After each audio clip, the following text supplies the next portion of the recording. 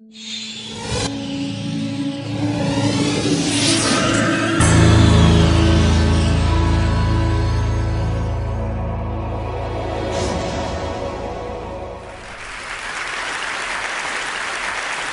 are losing our listening. We spend roughly 60% of our communication time listening, but we're not very good at it. We retain just 25% of what we hear. Now, not you, not this talk, but that is generally true. Let's define listening as making meaning from sound.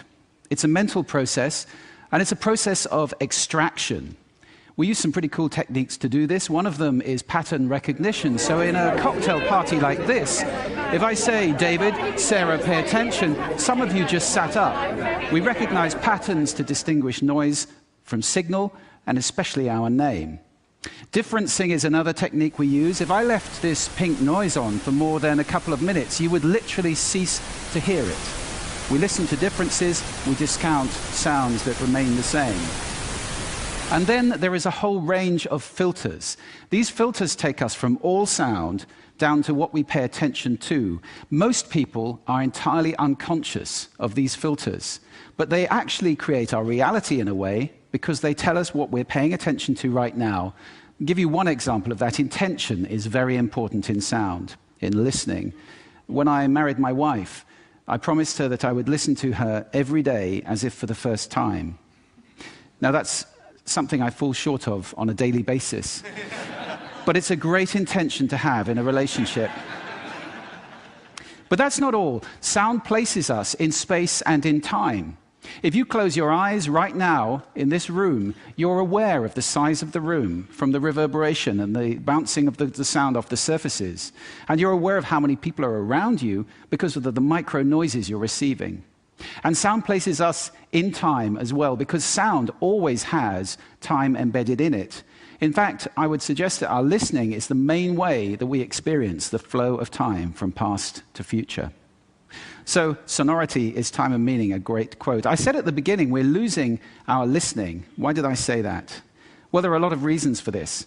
First of all, we invented ways of recording. First, writing, then audio recording, and now video recording as well. The premium on accurate and careful listening has simply disappeared. Secondly, the world is now so noisy, with this cacophony going on visually and auditorily, it's just hard to listen. It's tiring to listen. Many people take refuge in headphones, but they turn big public spaces like this, shared soundscapes, into millions of tiny little personal sound bubbles. In this scenario, nobody's listening to anybody. We're becoming impatient. We don't want oratory anymore, we want sound bites. And the art of conversation is being replaced, dangerously, I think, by personal broadcasting. I don't know how much listening there is in this conversation, which is sadly very common, especially in the UK. We're becoming desensitized. Our media have to scream at us with these kind of headlines in order to get our attention. And that means it's harder for us to pay attention to the quiet, the subtle, the understated. This is a serious problem that we're losing our listening. This is not trivial. Because listening is our access to understanding. Conscious listening always creates understanding. And only without conscious listening can these things happen. A world where we don't listen to each other at all is a very scary place indeed. So I'd like to share with you 5 simple exercises, tools you can take away with you to improve your own conscious listening. Would you like that? Yes. Good. The first one is silence. Just 3 minutes a day of silence is a wonderful exercise to reset your ears and to recalibrate so that you can hear the quiet again. If you can't get absolute silence, go for quiet. That's absolutely fine. Second, I call this the mixer. So even if you're in a noisy environment like this, and we all spend a lot of time in places like this, listen in the coffee bar to how many channels of sound can I hear? How many individual channels in that mix am I listening to? You can do it in a beautiful place as well, like a lake. How many birds am I hearing? Where are they? Where are those ripples? It's a great exercise for improving the quality of your listening. Third, this exercise I call savoring, and this is a beautiful exercise. It's about enjoying mundane sounds. This, for example, my tumble dryer. It's a waltz. 1, 2, 3, 1, 2, 3, 1, 2, 3. I love it. Or just try this one on for size.